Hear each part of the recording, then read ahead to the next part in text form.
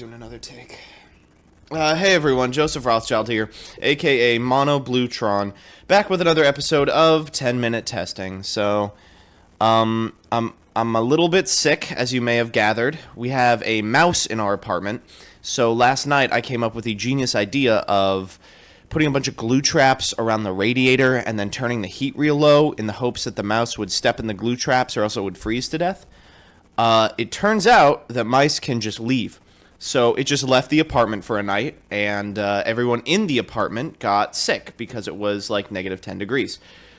So, not feeling great. I sort of played myself on this one, but I figured as long as I'm coughing and disgusting and infectious, I might as well play a deck that's about as diseased as I am. So we've got Red Eye's first turn kill for you today. Let's jump into deck edit and see what happens. Alright, so here's the deck list. A lot of you might be finding it hard to understand what exactly this deck is trying to do, and don't worry, I will hold your hand through every step of this process. I promise the only reason you don't understand it is because you have probably never seen a lot of these garbage-ass cards. But in order to fully break down the list, I'm going to talk about what a Red Eyes is, what this deck is trying to do, and the individual card choices themselves. So first, Red Eyes Black Dragon is an archetype that I have repeatedly called in my previous Red Eyes video an archetype with a bit of an identity crisis. It has a bunch of different members of the archetype, a bunch of different cards, but they all seem to go for different strategies. They don't play well with each other. None of them accomplish one linear objective, and as a result, there's never really been a good Red Eyes Black Dragon deck. Probably the most powerful thing you can be doing right now is sending cards from your deck to the graveyard with Red Eyes Fusion to special summon Falling Meteor Black Dragon, but even that's not great because Fusion locks you out of normal or special summoning the turn that you activate it, and Falling Meteor Black Dragon just has a burn effect and this weird pseudo protection that ends up not mattering 80% of the time because he's just gonna die the first turn he's out anyway. But in the desperate attempt to make some sort of Red Eyes build playable, some genius came up with the idea of playing absolutely no Yu-Gi-Oh! At all. And as a result, we have this, the Red Eyes first turn kill. We are attempting to activate Red Eyes Fusion as soon as possible in order to special summon a Falling Meteor Black Dragon, utilize Meteor Black Dragon's burn effect to send a Red Eyes from our deck to the graveyard and do something like 1,200 points of damage to our opponent, follow it up with an Inferno Fire Blast due to the effect of Red Eyes Fusion making Falling Meteor Black Dragon named Red Eyes Black Dragon. We can target it and deal 3,500 to our opponent, and Serial Spell, which copies any normal spell that you are playing. So a pretty cute little way to cheese out a victory, only requires a 3-card combo, and a lot of the pieces are searchable. I've enjoyed it so far, and it's felt much more consistent than other FDKs I have played. However, it is easily disruptible, it is not a lot of fun, and it requires you to spend a lot of money on a bunch of cards that are really bad. So let's jump into the individual card choices. We have 3 copies of the actually good Red Eyes card, Red Eyes Black Flare Dragon. This is the Gemini monster that has a burn effect when you resummon it, but don't get excited, we're not summoning anything in this deck. 3 copies of Red Eyes Zombie Dragon. Seems interesting to include a zombie card in a Red Eyes deck. Obviously, this is more geared toward a zombie archetype than anything else, but it is a dark monster for a lore. It is a level 7 Red Eyes for Cards of the Red Jewel. It is a level 7 for Sacred Sword, so we might as well be playing it.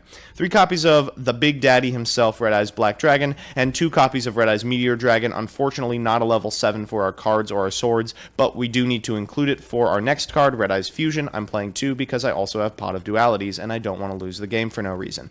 Red Eyes Fusion is a really good card. It allows you to fusion summon 1 Red Eyes monster from your extra deck by using cards from your deck as materials. Unfortunately, you can't normal or special, but that doesn't matter because we don't expect to play any Yu-Gi-Oh! Anyway. We're going to get Falling Meteor Black Dragon with this 1,000% of the time. 3 copies of Inferno Fire Blast and 3 copies of Serial Spell to seal the deal.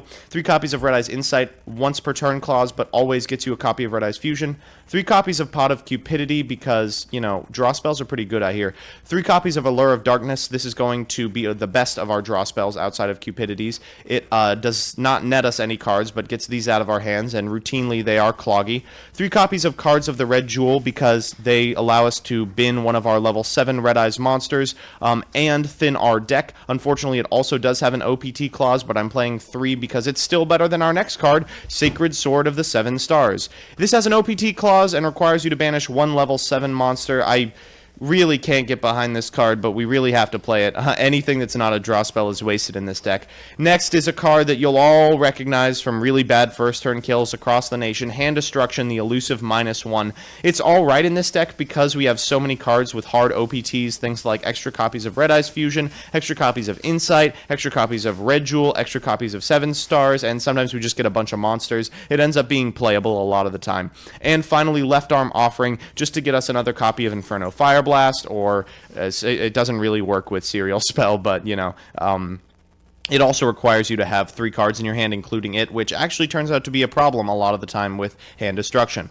In the extra deck, we have 3 copies of Falling Meteor Black Dragon and a bunch of stuff I don't think we can physically go into. 3 Meteor B Dragons. The idea behind this is if our opponent cherries our Falling Meteor Black Dragon, we can still kill them with 3 Inferno Fire Blasts and a Meteor B Dragon and board into Meteor Dragons. A bunch of 8 stars in case we ever special summon 2 of these and they live a turn through fusion, and then a Red Eyes Flare medal for the memes. So let's jump into the games and see what happens. So, I mean, here are the games. I don't know what you're really expecting from them. I can tell you what happens. There is no substantial Yu-Gi-Oh! Played in any of these. This first game is up against Dark Magician, a deck that's actually pretty good. We've opened pretty poorly, unfortunately. We have 1 Fusion and effectively 1 Inferno Fire Buster Blaster, but we don't have another way to kill him. We're going to do the old YGO Pro trick of making our opponent think that they picked first by not doing anything on our first turn. He's going to Duality, go ahead and get a Magician, and then set 3. Maybe it worked. On our turn, we're going to start off with a big Red Eyes Fusion into a Falling Meteor Black Dragon. We use his effect, and at this time I'm like, if any of these set cards are Solemn Strike, you can just fucking have it now. But they're not. We get our 1,200 points of damage in. We get to fire off this Inferno Fire Blast for 3,500, and then we get to Left Arm Offering our way to a second one for lethal. So this game we're up against, I mean, does it really matter at this point? You're not going to see any Yu-Gi-Oh! Here. Oh, this is actually pretty cool. We got Symphonic Warriors, we got like Eidolons. Yeah, I would like to try this out, or like play a real game of Yu-Gi-Oh! Against this. But instead, we've decided to be the hatred we want to see in the world. We've opened lethal. You know, here's Red Eyes Fusion, here's Inferno Fire Blast, here's another Inferno Fire Blast. So we're just going to start off with the Fusion, go ahead and send all those for our Falling Meteor, do 1,200. At this point, I'm figuring I have exactly enough cards to make this happen. We're going to Inferno Fire Blast for a cool 3,500, and then Left Arm our final 2 cards, send them to the Banished Zone for our second copy of Inferno Fire Blast, and dome him again.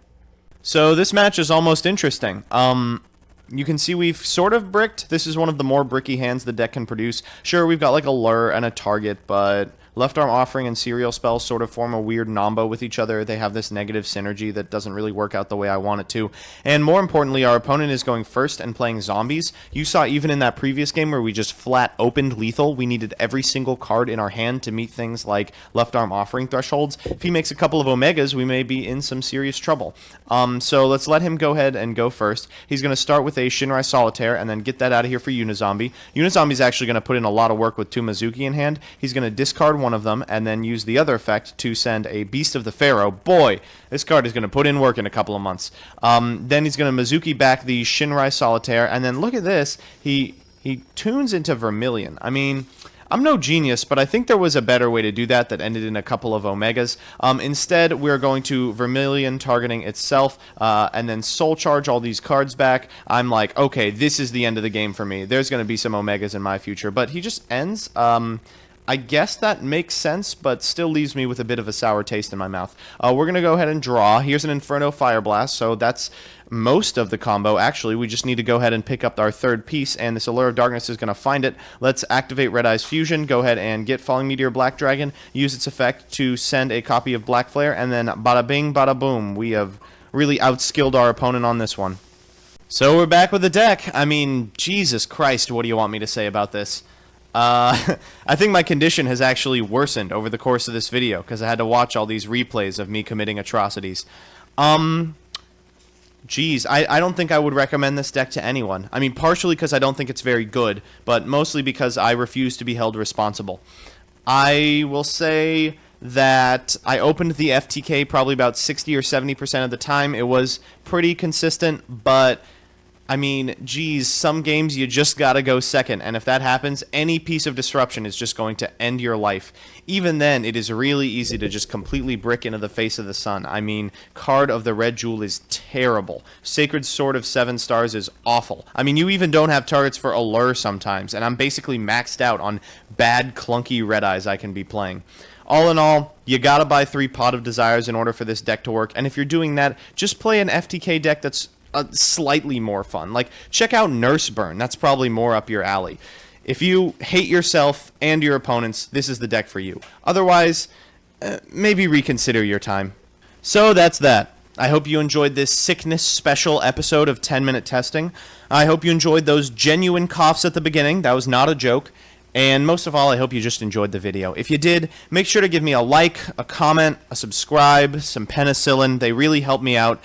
And if you want to see me play the decks that I make on this show on stream, I'm intermittently on Twitch. Link is below. I promise to be more peppy and less coughing if you catch me there. Finally, if you have an idea for a deck or archetype you want to see me play on a future episode of this show, let me know in the comments section below, and I will do my best to accommodate you. Otherwise, I will see you Tuesday.